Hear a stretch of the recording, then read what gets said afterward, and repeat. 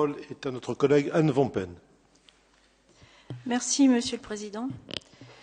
Monsieur le Président, Monsieur le Vice-président, mes chers collègues, je voudrais tout d'abord saluer l'engagement de toutes celles et ceux qui se sont investis dans l'élaboration de cette nouvelle politique. Le dispositif Village et Bourg, présenté aujourd'hui, s'inscrit dans la lignée des solidarités territoriales. Vous connaissez le contexte économique actuel. Nous sommes tous conscients des difficultés que rencontrent les petites communes qui, à l'instar de notre département, sont étranglées par la baisse des dotations de l'État. L'État semble faire l'impasse sur notre collectivité. Nous, majorité départementale, entendons à n'oublier aucun territoire. Les villages et bourgs du département ne seront pas laissés au bord du chemin. Si l'État se détourne du Nord, alors c'est le Nord qui montrera la voie. Ce nouveau programme a pour ambition d'accompagner les 541 communes de moins de 5 000 habitants dans leurs projets du quotidien. Il faut rappeler que l'ancien dispositif FDST n'était ouvert qu'à 414 communes de moins de 5 000 habitants. Ces accompagnements pourront se réaliser dans des domaines aussi variés que l'aménagement, le service à la population, la culture, le patrimoine, l'enseignement ou encore le sport.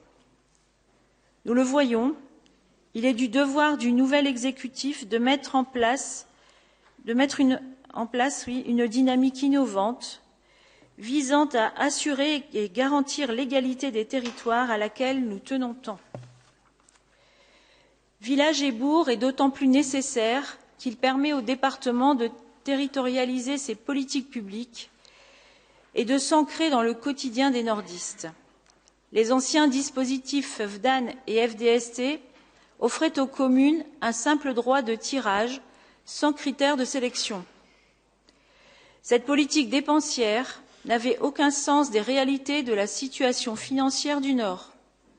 Nous réparons aujourd'hui l'irresponsabilité de nos prédécesseurs.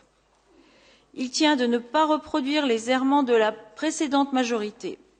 Désormais, seuls des projets pertinents et considérés pourront être sujets à l'aide.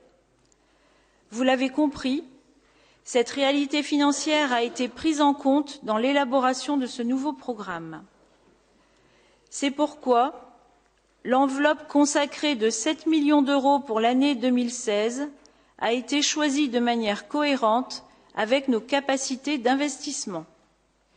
Dans cette optique de responsabilité financière, la collectivité lance un appel à projets aide départementale villages et bourgs à partir du 20 juin.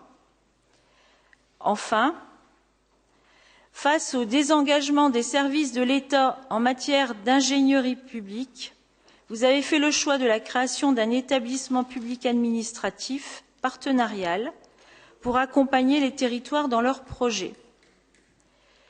Vous êtes à l'écoute des territoires.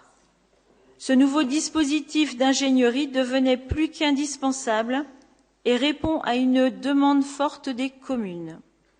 Devant la complexité particulière ou les diverses contraintes techniques, certaines communes ou EPCI du Nord, n'hésitez pas à renoncer à certains de leurs projets. Nous ne pouvons approuver cette situation.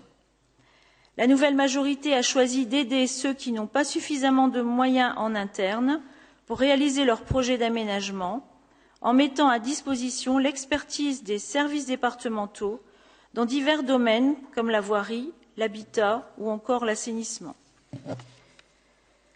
Cette initiative n'exclut aucun territoire. Elle se veut au service de toutes les communes ou EPCI qui en feront la demande. Un catalogue de prestations proposées par ce programme sera mis à disposition des élus locaux. Il convient de préciser que ce dispositif est complémentaire et n'interviendra pas dans les domaines et missions d'autres organismes existants tels que Norsem. Toujours dans cette optique de qualité et de solidarité avec les territoires, vous soutenez les dispositions concernant la trajectoire 2016-2020 voirie initiée par le vice-président Arnaud Decagny.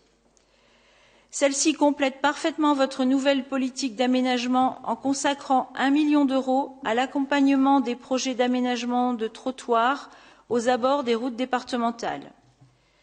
Ici encore, un appel à projets sera lancé le 20 juin pour ne retenir que des projets pertinents. L'un des premiers critères valorisés sera la sécurité routière, enjeu majeur pour les nordistes. Les volets villages et bourgs, ingénierie et soutien aux projets structurants abordés par mon collègue Yves Dussart sont des dispositions essentielles pour le département, pour que le département puisse s'affirmer en chef de file de la solidarité territoriale.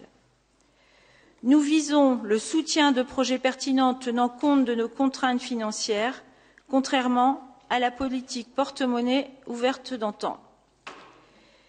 Il est dès lors évident que le groupe Union pour le Nord se positionne en faveur de ces dispositifs de soutien et d'aide aux projets communaux et intercommunaux. Je vous remercie. Merci Anne Pompen. La parole est à Jean-Claude Dulieu pour le groupe